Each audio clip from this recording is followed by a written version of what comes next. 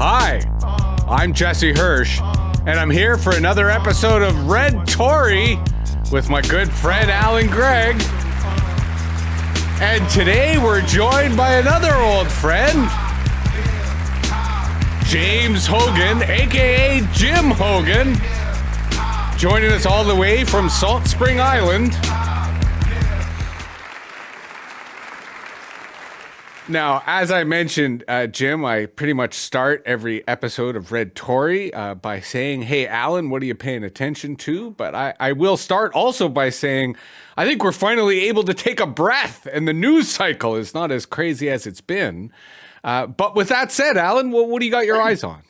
I think you're right. I think there is a pause, including in the White House right now. I think there is a little bit of reflection going on there that hasn't been going on for the first 55 days. I mean, I've been watching the markets because they're always kind of dumbfounding anyway, the way the markets respond, capital markets respond to current affairs. I mean, there's no question. We talked, last podcast about how much the markets hate uncertainty, and that the back and forth of tariffs, no tariffs, the toilet seat approach that Trump was employing spooked people. Also, though, I think the growing kind of, I don't know what you would call it, resilience or determination on the part of the EU, Canada, and a little bit more reservedly, Mexico, to say, we're not going to take this sitting down. And I think that's also part of why the news cycle is slowing down a little bit, because I think the White House realized that too. For all of Trump's talk, and I know we want to get into this a little bit more with Doug Ford and his retreat on the electricity export tax, that this whole notion that we don't need anything from Canada. I think more and more constituencies are starting to stand up and say, well, we really do. If we don't get those nutrients, we don't have any crops. If we don't get that oil and gas, there was talk. The energy minister just the other day said, well, maybe there'll be no tariffs at all on Canada's energy stuff. So it's not as chaotic as it has been, but there's still lots going on. What about you, Jim? What are you looking at in Salt Spring Island these days? Yeah, well, I was just talking. I just had David Suzuki over for dinner. He was. How is he? He's good. He's the sort of the rub. He gave the opening words at the Salt Spring Island Film Festival, which has been around for about 30 years, and this was the most well-attended film festival event of the 30 years, having David there. And some of the feedback from the back of the crowd quietly was that David seems kind of depressed. And so I've been talking to David about being depressed. So I guess that's one thing. But there was something else that came up. We had this long conversation at dinner because I was thinking back. I've been around for a long time. I did my first press conference. I think my first press conference was 1973 or so, like a long time. So I've been around in the PR world. Jesse wasn't born then, so correct. That time you got it right. Little context there. So, but Nixon was in power. One of the things I was saying to David was, back in those days, for maybe 20, 30 years 40 years that I was in the business, people hid their lies. People did not, back in those days, people did not actually want anyone to know that they were lying about things, right? No. Now, today, it's like a badge of honor, down south. And it puzzles me. I just find that real, like, how can being a liar about, I don't know, Haitians eating pets in Springfield be a good thing in anybody's world? So, that's a question I have for you guys. Like, what the hell? Yeah. There's something like weird about that. Well, it's the backdrop, isn't it, of growing cynicism towards public office holding. I mean, I've been around for a long time too, but even, in the mid 80s, you had, 65% of the population saying they had at least a somewhat, if not very favorable impression of politicians. Today, that's down to 8%. And when you come to the view that all politicians are crooks, all politicians are liars, all politicians, break their promises, all of a sudden being a crook, lying, and breaking your promise is just part of the norm. And or worse. And the system is fed on it. We've ruined the categories. What's happened? Or worse, we now see it as an asset, to Jim's point, that we're like, oh, he's really good at lying. He must be a good negotiator, or he's really good at lying. He'll go after the deep state. He'll drain the swamp. So it is scary how that's flipped. I gave a speech to the Public Policy Forum 4 or 5 years ago, and it was called On Authenticity, How Truth Can Save Politics.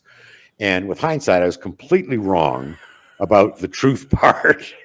But the notion and the basic assumption was, having concluded that there were no more great men and women, people were looking for good men and women, and that character rather than performance increasingly was going to become the litmus, and that truth and people who were really forthright and honest and authentic were going to be embraced by the population.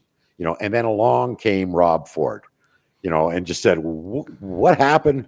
What happened here? And then, trumped by Trump on this. But there's still the undercurrent of authenticity that at least I know what I'm getting from these guys. If they're all crooks and if they're all scum and if they're all liars, at least this guy, is telling it the way he actually feels as opposed to what he thinks I want.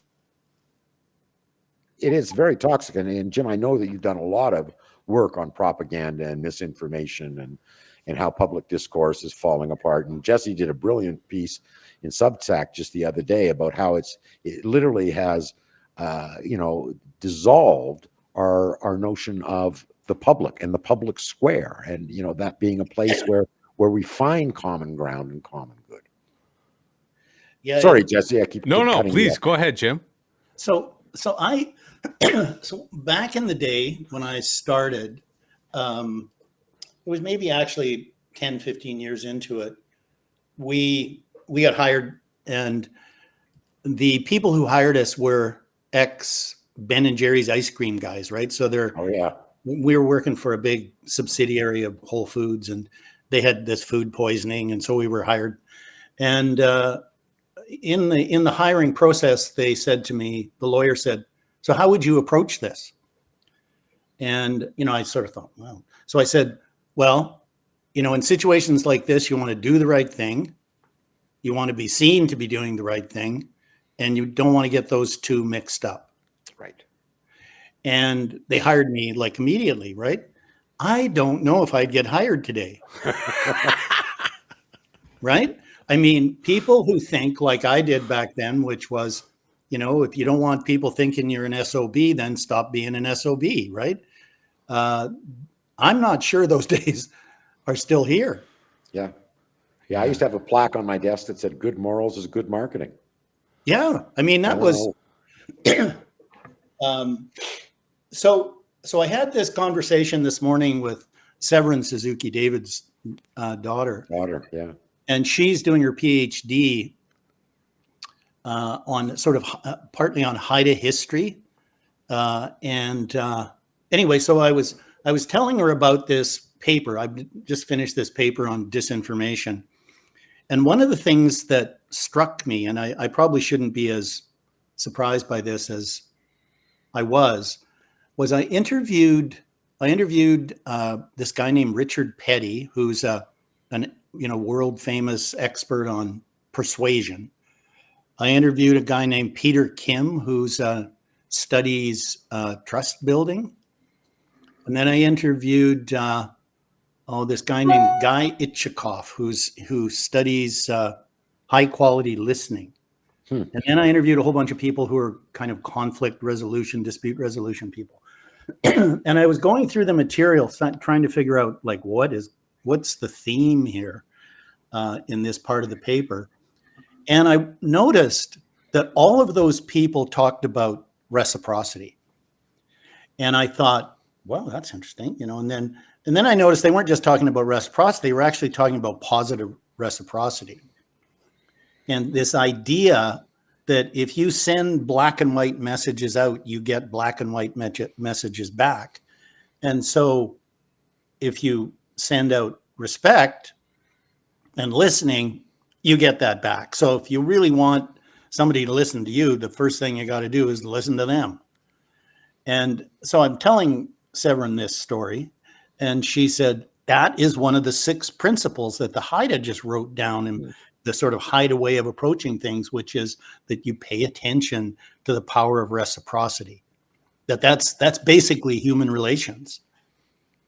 And I kind of feel like the world of the environment that I've been involved in for so long is more about scientific data and facts and information and a terrifying future, and not as much as it should be about reciprocity. And as these people, like these MAGA people, benefit for some weird reason by tearing people apart, the job has to be pulling people back together again, right? Because this is not impossible. These are not impossible divisions, right? There just has been, these guys are kind of disinformation, toxic discourse entrepreneurs. Mm-hmm. And so I think this reciprocity thing is something I want to dig more into. Yeah. Yeah. And to your point, it speaks how the profit motives of the attention economy incentivize the bad behavior, incentivize, on the negative reciprocity, putting shit out there and getting shit back in return. But because I think it gets more attention. Yeah, absolutely. Yeah. But I think there's something to be said about connecting authenticity and reciprocity. Because what I liked about what you were saying, Allan, in terms of authenticity is I think we see the silver lining of what comes next, right? Of what the alternative is to this current shit show that we find ourselves in. Because I would like to see the alternative to Trump be actually authentic, not authentic in the killing the category, but to Jim's point, authentic in terms of listening, in terms of being vulnerable. And I think the reciprocity also is reflected in a kind of grassroots digital culture, right? Of people who don't actually want attention. What they want is connection. They want meaning. They want friendship, right? And that is where some of the non-toxic digital spaces are currently flourishing. Obviously, there's the challenge of how do we get through this period to get to that other side. But I had this really weird conversation yesterday, which I was just reminded of. And we've talked about this, Allan, before in terms of the paradox of who is now anti-establishment and who is pro-establishment. But it spawned upon me that MAGA as a concept, Make America Great Again, is actually inclusive, right? Because even, with the exception of non-Americans, if you are American, you could say, hey, that's me. And hey, I want it to be great again. So it is except that its foundation is nostalgia. Yes. I mean, not only in terms of the tense in which we're speaking, you saw it in Brexit as well. And who it excludes. That's my point, though. Who it excludes, though, is everyone who's not part.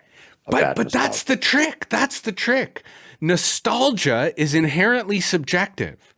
Everyone imagines that nostalgia differently because there is the paradox of blacks and Latins who support Trump, right? You're like, wait a minute, but the inclusivity of it allows them to bend it to their meaning, allows it to bend it to their version of nostalgia, even if it is contradictory with Trump's. In contrast to the Democrats, and this goes to your point about the basket of deplorables, who still have a position of arrogance, who still have a position of we are better than everybody else. And that needs to flip because it's actually the Trumps, to your point, who are xenophobic, right, and elitist. And it's actually the Democrats who should have policies that are inclusive and are pro-working class. But this is the paradox of the current communication environment where that's flipped. And I'm still waiting for the Democrats to come up with Jim's point, a more reciprocal approach of communicating, even a more authentic approach at communicating. And I think that's when we'll start to see things swing back. Because I did to your point, Alan, you've been telling me to take a closer look at Bernie's town halls, and I did watch a YouTube video of it, and it was electric. I mean, these places are sold out, and he is reciprocal. He is authentic. He is vulnerable in a way that very few other politicians are. Let Jim in here. So one of the people that we interviewed for this paper, this discussion paper, was she wrote, oh God, now I've totally forgotten her name, Arlie Hochschild. She wrote, she's just written another book, but she's written 2 books basically about how she joined first it was the Tea Party, and she spent a lot of time with them, and then she joined a MAGA communities and spent time with them. And she's considered like one of the leading sociologists in the world. And she said to me that what we have to be careful about, like what progressives have to be careful about, is offending people, creating a sense of shame or offending people's pride. And Trump has basically come along and said to these people, look, you didn't just lose the American dream. Somebody stole it from you. And let me tell you who they are. And this is what they're trying to do to you. And he basically he turned all of these legal problems that he had into their problems and into their sort of the attack of these elites on them, the sort of ignoring of them, the undermining of making them feel more ashamed, right? And she said, you really need to be better at having conversations with people you disagree with without disrespecting them, especially disrespecting them that deeply that you're talking about things they're ashamed of. Or that it should be shameful that they hold the views that they have. Yeah. Which include that they've been left behind and abandoned by elites who run the deep state. Yeah. And that, to bring it back full circle, that's the problem with the belligerent culture we have now conversationally. Go ahead, Alan. Because that's very interesting you bring up belligerence, because I just thinking here, and Jesse always accuses me of being schoolboyish about all of this stuff. I mean, he's hysterical. He sees the tanks coming over the border. I see civil society and the Rotary Club saving us at the end of the day. But I mean, when I hear you guys talk about connection and reciprocity, I mean, what I started to think about was a guy called John Helliwell, who is the top researcher on happiness. Why are people happy? Why are nations happy? And the cornerstone of happiness is connection. It really is. Feeling that you are part of something, that there's a network, that you have neighbors who respect you, that you have a family that love you. And I mean, I as you know, I mean, I do public opinion research, and part of that is kind of trying to understand the public mood. And I mean, I've described the public mood as owly. Belligerent would work as well. There's no happiness out there right now on any side, on progressives or MAGA, because there is no sense of belonging. As you're saying in your Substack piece, that the public square is kind of gone, the place where we go and are assisted by science and evidence to make sure that when we're making mistakes, over time we will find a path where we can agree by virtue of eliminating the stuff that is not scientific and not evidence-based. So there's something there. How short of kind of finding the next Mahatma Gandhi, I mean, how that materializes, I don't know, but it's an interesting concept and worth thinking more about, I think. And I'll use that to make a joke and then turn it into a question for Jim. It does make me wonder, and I flagged this for future conversation because I want to think about it first. The online equivalent of Canadian peacekeepers. Like, if what's left of the public square is just a fight club, maybe we need a peacekeeping force to try to get in there and stand between sides and mediate. Kind of ludicrous. But the question I want to throw to you, Jim, because I suspect you'll have a lot on this. And I think Alan as well. I've really been trying to wrap my head around the framing of the current moment we're in, and the way in which framing is being used to not only limit debate but facilitate these fights.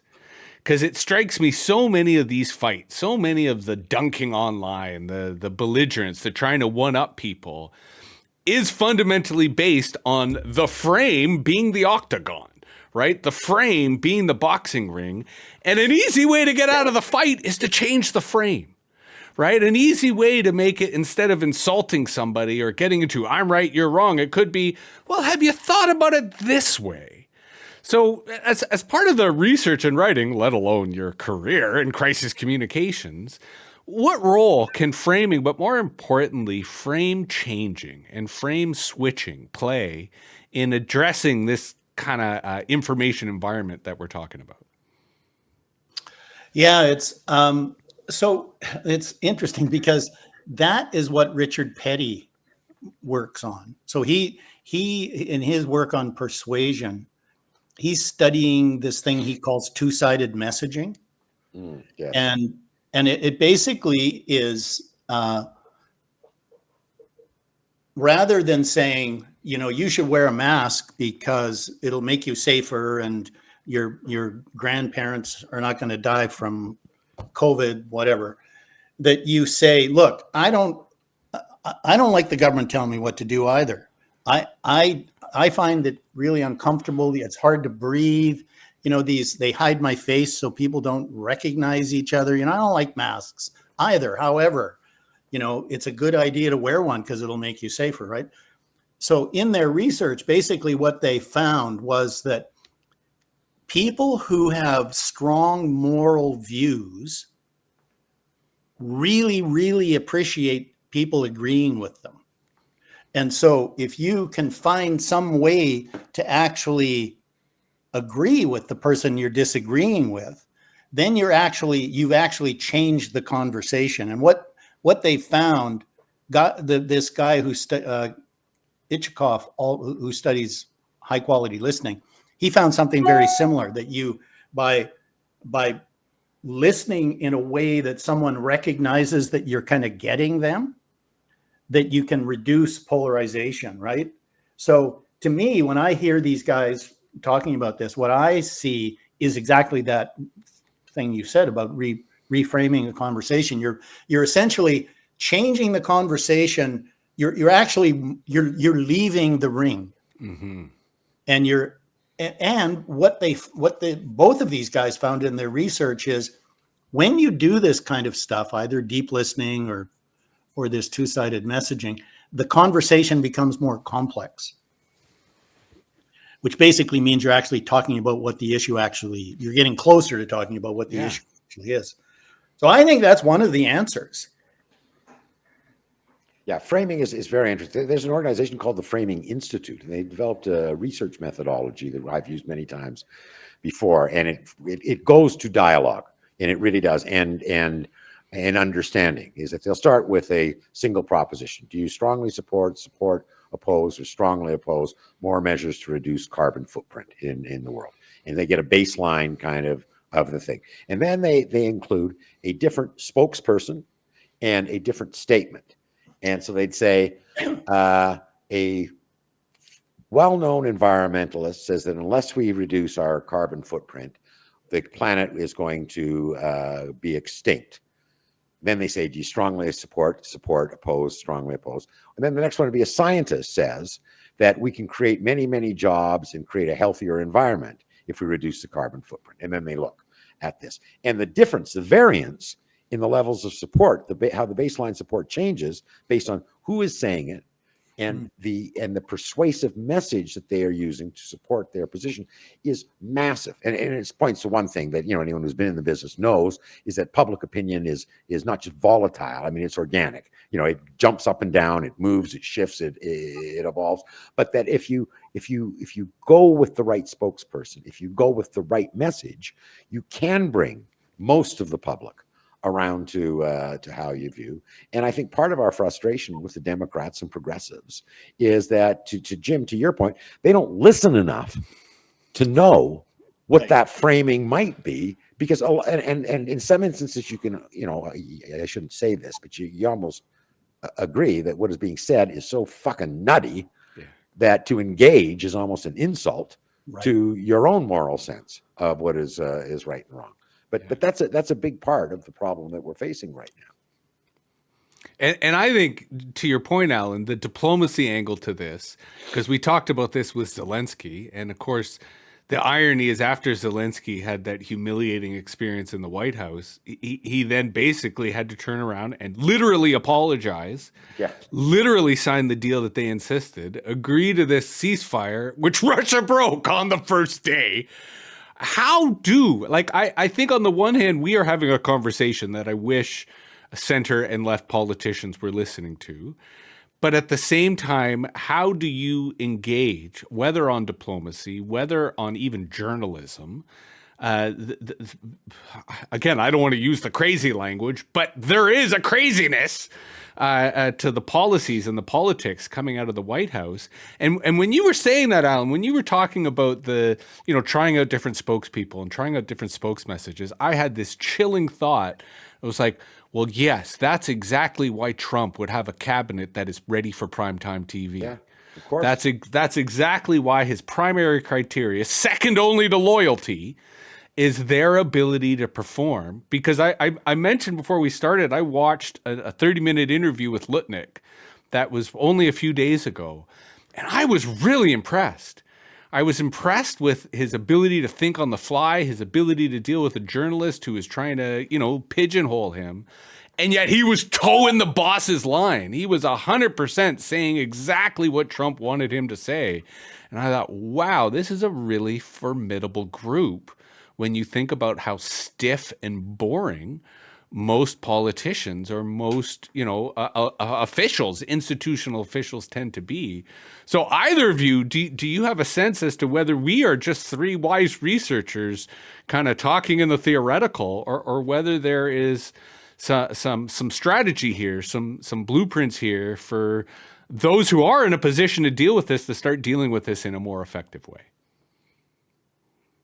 I don't know if there's a blueprint or a strategy. I'm a matter of fact, I'm pretty sure there isn't right now. That said, is there increasing consensus among progressives in the center left that there has to be one, and then the strategy has to be one that they've not employed in the past, and it has to require an entire different approach to constituencies that once were easy to align with the center left and now have been completely alienated? Absolutely. Where that leadership is going to come from is hard to tell, because the group is so diverse, and right now, I guess that's the other thing too, is so leaderless in certainly in the United States right now. So Jim, you got any views there? Well, and Jim, allow me to reframe that slightly so I could maybe get you to pivot as well. You're literally on the far left of the country there in Salt Spring Island. I'm curious, based on what Allan is saying and kind of applying it, what's your take on current Canadian contemporary politics? Whoa. I'm I don't really pay as much attention to politics as I should, because I've been 2 years doing all these interviews and with this paper. But I kind of feel like another thing that surprises me about public opinion and politics is that Canada is really not as different as it used to be from the United States, in my mind. And that, I think, is because a lot of people in Canada are consuming the same media material online as American people on the far right are. That kind of shocks me. I feel like, for me, I'm a huge fan of Bernie Sanders, and that's a kind of an odd thing, because I was a business person, right? Like, we were the PR person, the PR group behind Gordon Campbell. I also did a lot of work with, other people on the left, but that was our main for I think 15 years or so. And so I'm not opposed to business. I kind of think of myself as more like an independent, like a person in the middle. And I used to think that Canadians were sort of like that. And I don't know, Greg certainly knows more about this than I do, but I kind of feel like when you create, when you polarize things, you can be just as much of a problem to the sort of collective misunderstanding or lack of understanding of issues as even if you have all the facts on your side, you can be as much of a problem as the person who's lying, right? And so, arrogance and imperialistic ways of going about speech, public speech, can be just as bad as disinformation, right? Because you create this high conflict. And so I think that the job of public figures, more than kind of clarifying the facts, is reducing high conflict to healthy conflict, and to sort of, create the space where there's enough respect that you can at least listen to somebody for a few minutes. And I think if you can't do that, like, look at these ads, these ads that are coming out, I don't know, is that new? It just seems so like dark and red, and he's evil, and then we got a really good evil shot. I mean, I know politicians have done stuff like that, but it seems a bit more intense than before. Am I wrong? No. Go ahead, Allan. I was going to say yes and no. I mean, I've done research on this, and it shows that Canadians aren't particularly polarized. Very few of us are in the end zones. Almost all of us are between the 45-yard lines. But our political process is very polarized. And that, in fact, those who are the least happy with the political choices they have available tend to be those who consider themselves moderate.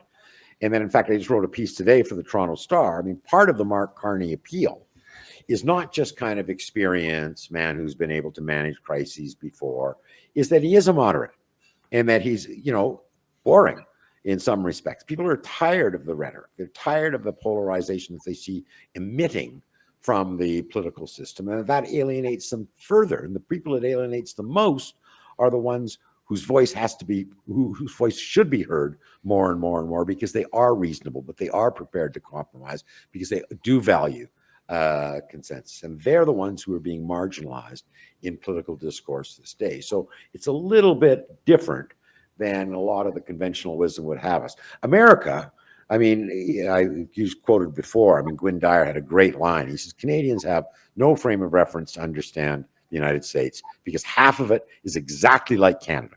Toronto is just like Boston. He says, the other half is exactly like Tehran. It's backwards, it's overly religious, it's extremist, and there is no, Red Deer isn't like Biloxi. I mean, it's like something, and Seymour Martin Lipset's very early work on Canada-U.S. differences, I mean, looked at religiosity as the single biggest difference between the two nations, and that was not just a function of religiosity, but a manifestation of extremism and an unwillingness to embrace compromise, and instead to embrace, hardened ideology. And Canadians, and you see this in the rise of the nationalism that we've witnessed since Trump has come in. I mean, the notion that we are not Americans is a huge source of pride unto itself. That unto itself, and so making sure we're not like Americans is part and parcel of that national identity. Although it strikes me that we are both in a very historical moment, because it's certainly in my lifetime, I've never witnessed a period of, I wouldn't put it as Canadian pride, but I would put it as a legitimate exploration of Canadian identity, even if it is just that we are not American. But I wish we had a strong public broadcaster to harness it. I wish we had stronger cultural industries that could leverage it. I still think there's an opportunity for that, and I think that should come up in the upcoming federal election. But I want to go back to something you said, Allan, which was the center and the left needs to recognize that they can't do things as things used to be. Yeah. And I don't believe they've recognized that yet. I think they're having that conversation. They're having that debate. There are elements within the left and the center who are saying that. But certainly in the Democratic Party, I don't think that they are really open to that as yet. And I know the NDP are not open to that yet. The Liberals are having a moment because of the leadership race, because of the polls. And I think there is an opportunity for them to think about this differently. I do want to talk about Doug Ford because I felt the Doug Ford incident this week was quite significant. But before we do so, I'd love to hear both of you, and I'll throw to you, Allan, first, so we give Jim a little time so I don't totally catch him on his feet.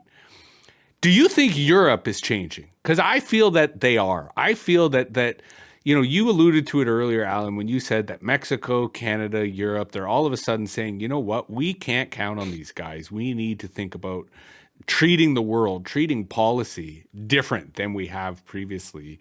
Are you seeing that as well? Well, again, I'm not an expert on Europe, but I do know, previous to this, that there was lots of unhappiness with Brussels. The notion that the European Parliament was, overreaching its mandate and encroaching on the sovereignty of the individual countries that wanted to maintain their unique identity. And it appears, at least just following current events in the press, that sentiment is subsiding as more and more Europeans are saying, no, we have a common front because they have a common enemy in Russia. And then again, last time I was in Germany, I was so impressed by how much that nation had kind of looked at the past and acknowledged where they were, and it looked forward and said, there are better times ahead, not in the past. So if that sentiment is growing, I think it could only be good for the world and a tremendous bulwark against increasingly isolationist and belligerent United States. Jim, any thoughts about changing tone in international relations? I really don't know. I don't want to get over my head in this, but I find when the whole freedom convoy was starting, I was in Victoria, downtown near the Parliament buildings, doing some shopping for fish, and I started driving back to Salt Spring, and so I'm driving up Douglas Street, and there is like a continuous line of trucks with F Trudeau and Canadian flags and all this, and I was thinking, like, what the hell is that? And it went on and on all the way through Victoria, all the way up the Malahat, like not quite to Duncan, but pretty damn close. There were like hundreds and hundreds of these cars, and it just strikes me that whether it's Canada, whether it's Germany or France or all European countries, that this right-wing extremism that has taken to like beating you into agreeing with them, this way of engaging in public discourse, it's quite common around the world, including in Canada. I mean, it may not be the majority, thank God, and certainly our politics are not American politics, but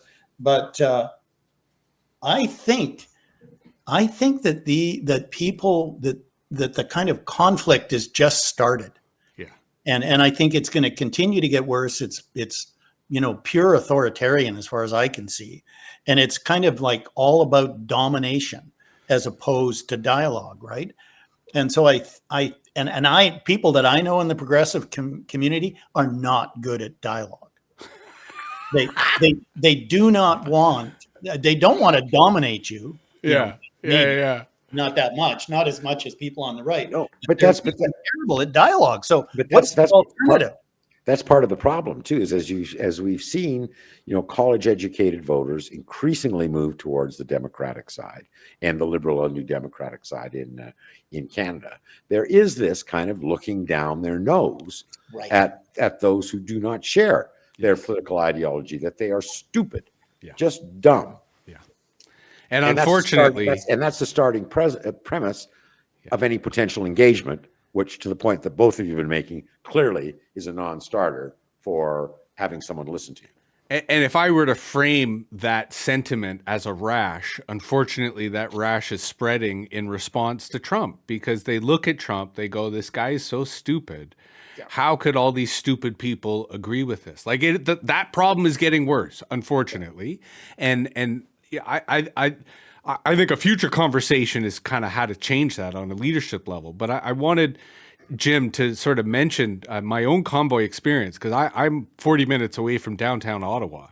And the convoy was very traumatic for me. It was very traumatic for a lot of people in this area who identify as left, because the right-wing extremists were everywhere.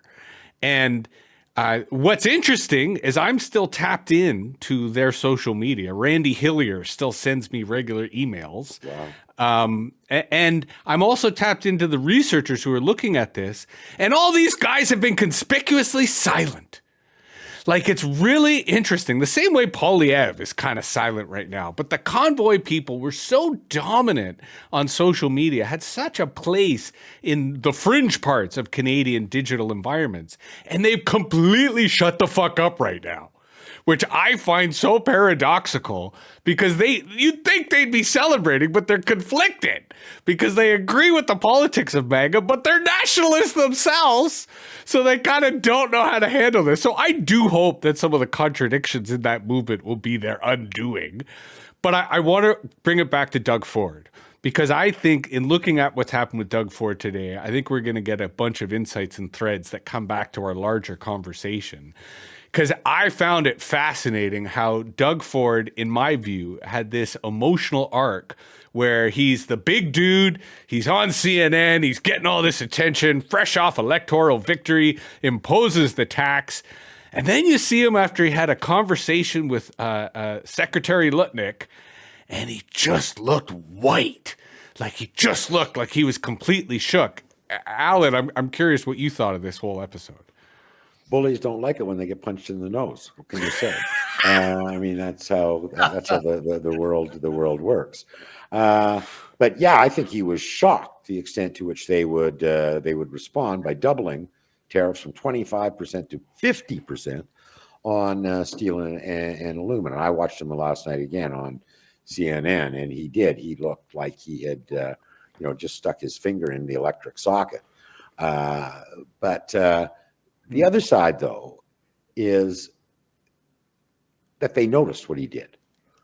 And I think that's also, we've talked a little bit about this, one of the reasons that the news cycle is slowing down a little bit. And that, we've talked for years and years about the Team Canada approach under the last United States, Mexico, Canada free trade agreement. And again, it sounds kind of classically Canadian and schoolboyish, Boy Scoutish, but it's really quite a sophisticated operation and organization where, in great solidarity, business leaders, provincial politicians, federal politicians say, I know Mr. X, I know Governor Y, I know Congressman ABC, and it's my job to convince them. And if it goes, and there's hundreds of them, and they're getting their message out to a lot of those business leaders and a lot of those statewide kind of politicians. And this notion that that Trump offered that Canada has nothing that we need or nothing we want is now being countered by these individuals who are getting contacted, and they're saying, we can't do without that potash. Our farms are going to be barren without it. And this is coming out of Kansas, not California. And that, the Eastern Seaboard saying, holy shit, our goddamn electricity grid is so interlocked, we can't even tell what electricity is coming through and not coming through. So while Doug Ford looked pretty chastised, I mean, I think it did send a signal that when we do act, America can't ignore what we're going on. Yeah. And, to speak to disinformation, there are actually people in the United States lining up at Costco to buy toilet paper because they are of the belief that Canada has all the toilet paper and that we may cut them off soon. I had to verify that because at first I thought that was just, folklore, but it's actually happening. There are actually Americans having that panic. The message there is that Americans, tariffs will lead you to have dirty bums. Jim, have you been following this tariff back and forth? Do you have any thoughts on the messaging and the dynamics of it all? I was really shocked that he reversed himself. I mean, Doug Ford, didn't he know they were going to do that? They told them they told him they were going to do it. I wonder, and here I am, the crazy left-wing kook of the podcast. I wonder if they said something else to him. Like, Yeah, I wonder if the tariffs were part of it, but they said something else that just made him go, okay, we can talk this out. yeah, like tanks coming across the border. No. Or whatever. Like, I've never seen Doug Ford so scared, ever. He is the guy as an actor, because he is performing, who just always looks like no matter what it is, I got it. And he really, so I'm going to watch these talks that today he's in Washington, right? Yeah, and yes. I'm really curious to see how that plays and how the narrative goes from here. I do feel though, and we are, nearing the latter part of our podcast. I'm actually optimistic. I feel that the pendulum's starting to turn. I feel that the Trump regime has lost their pace that they were setting. And I think, Allan, to your point, there are captains of industry who are coming in saying, what are you guys doing? Do you really understand the stakes that you're playing with? And I think they're recalibrating. And we could be seeing a less aggressive maybe, or a changed focus, assuming that their ultimate goal isn't annexation of Canada, which I still on a gut level believe. But I think we could be seeing a change of tone and a change of direction here. I'm curious what you guys think. There's a stock market. There also, Trump yesterday was at the Business Roundtable, and that they said they had the biggest turnout they ever had, and he got an earful. Yeah. They also provide an ongoing confidence metric that they probe, and it's down. It's down decidedly, and especially on the employment side, the intention to hire. And that message, I think, got to him, and he's starting to, he revels, as we know, in good news, and usually tries to ignore bad news until he can't anymore, in which instance he tries to change the channel. So we'll see. Yeah. And to your point, I think this is unprecedented in terms of the attention that Americans are paying towards Canadians. Oh.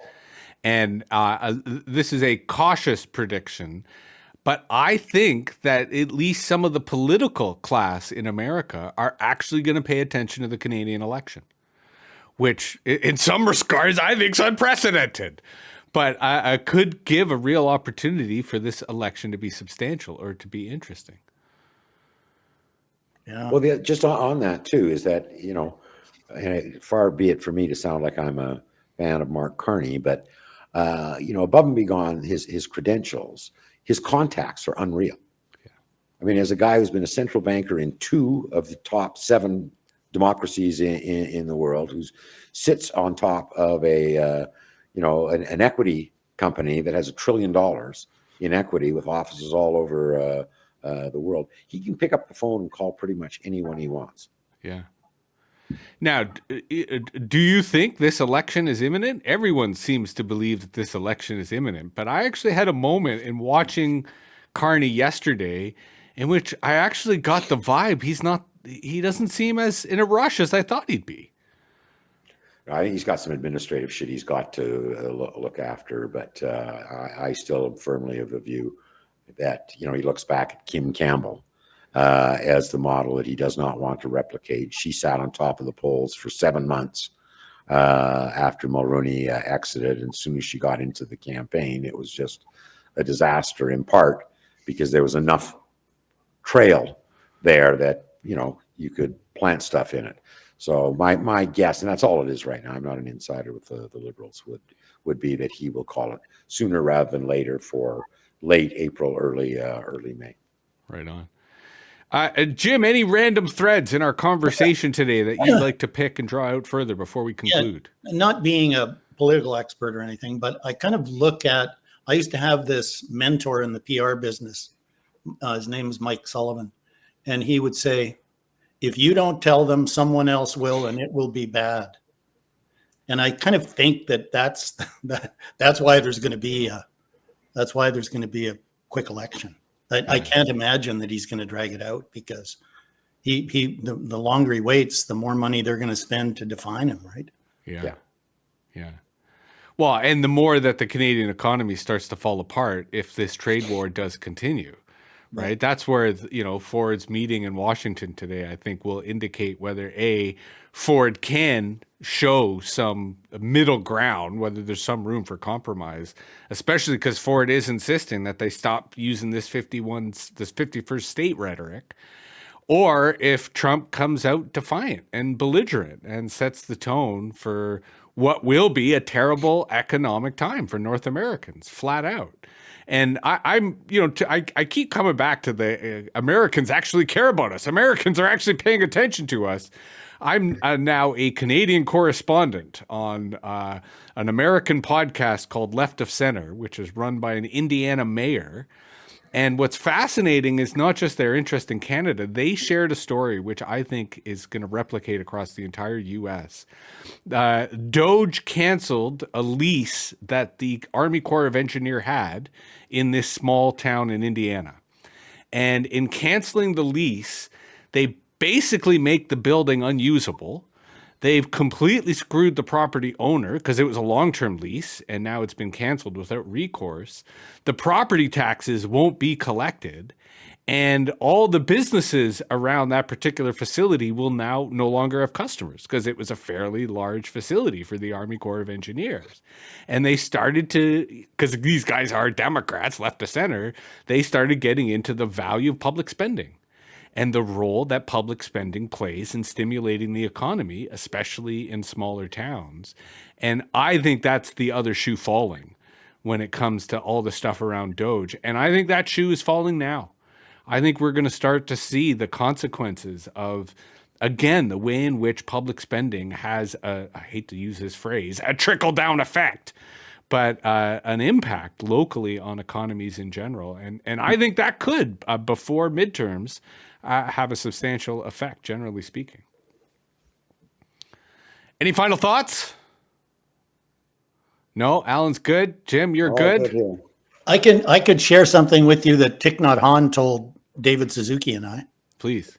We were talking about advocacy, and he was telling David and I we should meditate more, and we were talking about advocacy, and I said, you're not saying David Suzuki shouldn't be an advocate, are you? And he looked at me. He's like a terrifying guy, right? He like see right into your soul, right? And he looked at me and he said, "Speak the truth, but not to punish. Speak the truth, but not to punish." And it seems to me that's kind of like a really good lesson for everybody, right? In the midst of all this kind of, toxic discourse world that we live in. And it's harder for America to be mean and ugly with a country that is not being the same back to them, right? Right on. Good words to end with. Jim, where can our listeners find more about you and the books that you've written? That's a good question. I don't know. I'm not I guess Googled James Hoggan, Jim Hoggan. The best thing to do is just Google me. You'll find it all over the place. So. Right on. Well, that's been another great episode of Red-Tory. Thank you, Jim. Thank you, Allan. We are, of course, on all the podcast networks. We are. Every time I've said we're on YouTube, Allan, I've always said that all of our comments are coming from nasty people trying to punish us with their truths. We are now, thankfully, having some people who either enjoy or who criticize our content respectfully. Big shout out to Russell McCorman, who regularly comments, but I'm glad to see we are now building a group of people who are interested in this conversation in a much more reciprocal way. So thanks for helping us out today, Jim. And metaviews.substack.com is my Substack. allangregg.substack.com is Allan's, and he is now posting almost daily and some great posts that I think people will enjoy. Jim, maybe we should get you on Substack posting. Yeah, no, I think I should move into this century. Yes. Yeah, right on. All right. Jim, really good seeing you again after all these years. Good seeing you guys. Thank you for this. Take care. It's great.